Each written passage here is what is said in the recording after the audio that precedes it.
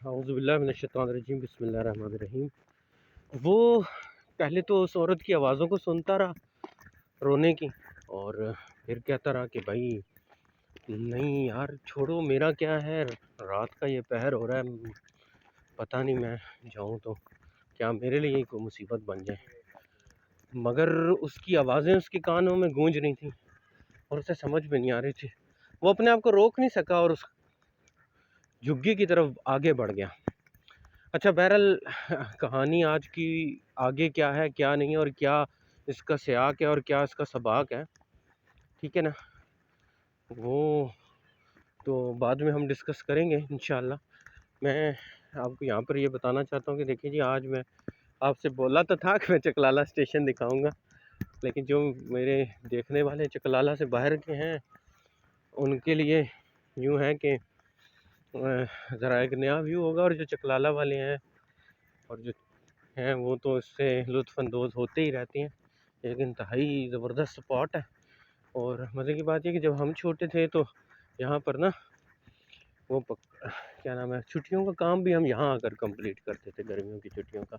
ادھر ہم نے اسٹڈیز کی ہوئی ہیں، اور یہ ہماری اداسی دور کرنے کا بھی ایک جگہ ہوتی تھی، دوست یار ادھر آ کر بیٹھ جایا کرتے تھے۔ میں چکلالہ اسٹیشن کے بالکل اوپر آنے والا ہوں، اور چلیں اس بہانے وہ جو میں نے بات کی تھی کہ چکلالہ اسٹیشن دکھاؤں گا وہ بھی پوری ہو جائے گی۔ اچھا یہ ہے جی چکلالہ ہمارا خوبصورت اسٹیشن، یہاں پر دیکھ رہے ہیں کیسے جناب موجیں لگی ہوئی ہیں، ٹھیک ہے نا یہ۔ اچھا چلیں اب چلتے ہیں اس کہانی کی طرف۔ یہ کہانی ہے اکرام یاسین ملک کی۔ اکرام یاسین ملک ایک بہت بڑا بزنس مین تھا، اور اس نے اپنی زندگی کے بہت سارے جو ہے نا اپس اینڈ ڈاؤن اور بہت ساری مشکلیں پریشانیاں جھیل کر ایک بہت بڑی سلطنت سی بنا لی تھی، ایک بہت بڑا سیٹ اپ بنا لیا تھا، اور ہمیشہ اپنے کاروبار میں مشغول و مگن رہتا تھا۔ جناب زندگی یوں ہی چل رہی تھی، اکرام صاحب اپنی مستی میں مست ہمیشہ زندگی کے اندر رہتے تھے کہ ایک دن رات کے ٹائم گھر پہنچے روٹین کے مطابق، لیکن بڑے بے چین تھے۔ اس سے پہلے اکرام صاحب کو کبھی بے چینی نہیں ہوتی تھی، بہت بے چین تھے، عجیب سی الجھن کا شکار تھے، سمجھ میں نہیں آ رہی تھی۔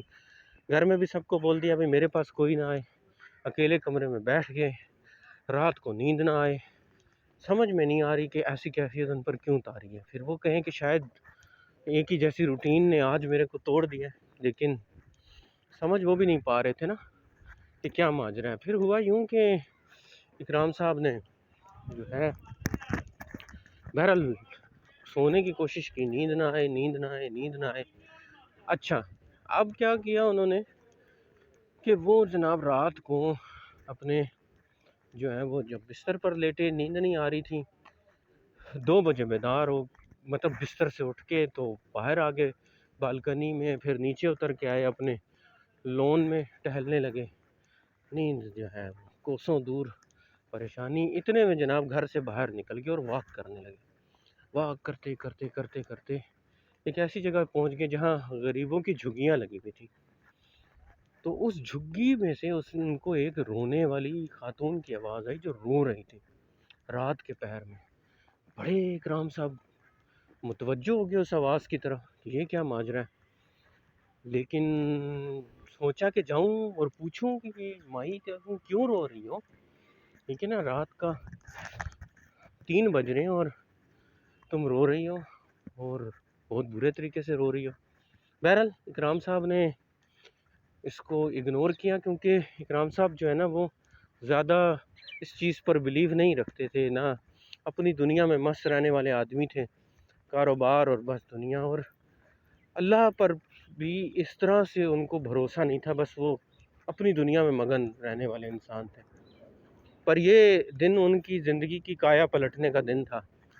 بہرحال آگے چل گئے، لیکن ان عورت کی آوازیں جو ہے نا، ان کے وہ جو سسکیاں ہیں وہ گونج رہی تھیں ان کے کانوں میں، کہ وہ جناب اٹھے اور پہنچ گئے اس خیمے پہ، اس جھگی میں، اور جھگی میں جا کر اب باہر سے آواز دی، بھائی کیا بات ہے، کیوں رو رہی ہو، کیا میں اندر آ سکتا ہوں؟ وہ عورت جو ہے وہ فوراً باہر آئی اور اس نے اکرام صاحب کو سامنے پا کر بولا جی جی صاحب ضرور اندر آ جائیں. اب جناب اکرام صاحب اندر چلے گئے.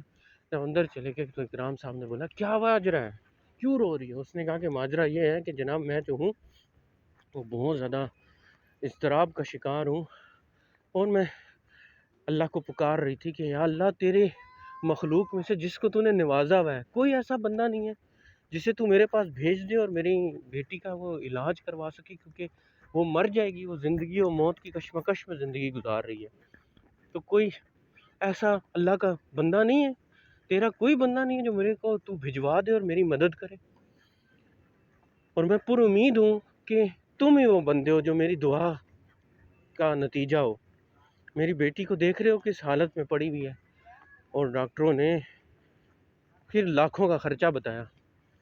اکرام صاحب جو زندگی میں کبھی اس طرح کی باتوں پر دھیان ہی نہ دیتے تھے, عجیب و غریب سوچوں میں گرفتار ہو گئے, اور انہوں نے کہا کہ کوئی مسئلہ نہیں ہے, بس ابھی کے ابھی تمہاری بچی کے بیٹے بندوبست کیا جاتا ہے. اور انہوں نے فوراً جو ہے اس پر ایکشن لیا اور ان بچی کو ہاسپٹل پہنچوایا, اور اکرام صاحب نے اس بچی کے تمام خرچ اخراجات کو برداشت کیا, اور وہ بچی صحت یاب ہو گئی. اور وہ خاتون اکرام صاحب کو جھولیاں اٹھا اٹھا کر دعا دیتی رہی. اور یہ دن تھا کہ جس دن اکرام صاحب کی زندگی بدل گئی. وہ ایک ایسا بندہ جو دنیا میں بدمست گھومتا تھا, جس طرح ایک بدمست ہاتھی ہوتا ہے, اکرام صاحب ایک بدمست ہاتھی کی جیسی زندگی گزار رہے تھے, لیکن اس واقعے نے ان کو جھنجھوڑ کے رکھ دیا, اور انہیں یہ یقین ہو گیا کہ رب العالمین کی ذات کیسی ذات ہے کہ اس نے مجھ جیسے شخص کو منتخب کیا, اور منتخب کرنے کے بعد مجھے وہاں پر پہنچا دیا, اور اس بڑھیا کی آواز سنی اور مجھے وہاں پہنچا دیا. میں کتنا غافل ہوں اس کریم رب کی بارگاہ سے. اور پھر انہیں یاد آیا کہ جب انہیں ان کے بڑے قریبی بچپن کے دوست نے نصیحت کی تھی کہ یار کیا تم قرآن کی اس آیت کو بھول چکے ہو, یا ایھا الانسان ما غرک بربک الکریم, کہ اے انسان تجھے کس بات نے اپنے کریم رب سے غافل کیا ہوا ہے, بے پرواہ کیا ہوا ہے. اکرام صاحب سجدے میں گر گئے اور کہا یا باری تعالیٰ اب کی بعد زندگی فقط تیرے لیے, تیری مخلوق کی خدمت کے لیے. کہانی ہو گئی ختم, پیسہ ہو گیا ہضم, لیکن واقعہ نہیں, کہانی ہمیں سبق دیتی ہے.